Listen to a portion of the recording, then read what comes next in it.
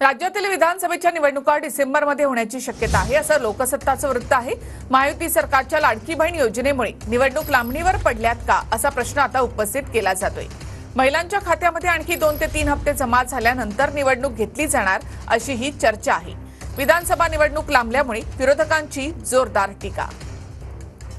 महाराष्ट्रातल्या निवडणुका डिसेंबरला होणार असतील तर ही राजकारण्यांची सत्ताधाऱ्यांची सोय आहे। ज्यांना महाराष्ट्रात पराभवाची भीती वाटते, ज्यांना राजकारणात पराभवाची भीती वाटते, महाराष्ट्रात पराभवाची भीती वाटते की आम्ही निवडणूक हरू, आता निवडणुका वेळच घेतल्या, तर त्यांनी अशा पद्धतीनं हा डाव टाकलेला आहे। कितीही तुम्ही पुढे ढकललं तरी रिझल्ट नाही ना बदलू शकत आणि हा रडीचा डाव आहे।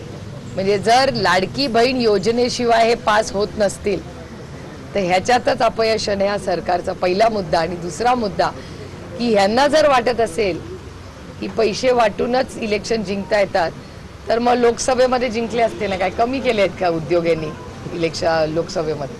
निवडणुका कोण घोषित करतं, त्यांचे काय अधिकार आहेत, या गोष्टी ज्यांना माहिती नाहीत किंवा या संदर्भातली ज्यांना पूर्णपणे कल्पना नाही, असे लोकच अशा प्रकारचे आरोप लावू शकतात।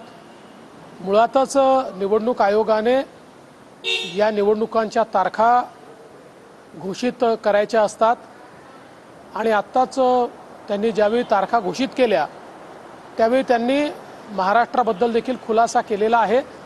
प्रत्येक गोष्टीचं राजकारण करायचं हे मला असं वाटतं अतिशय चुकीचं आहे।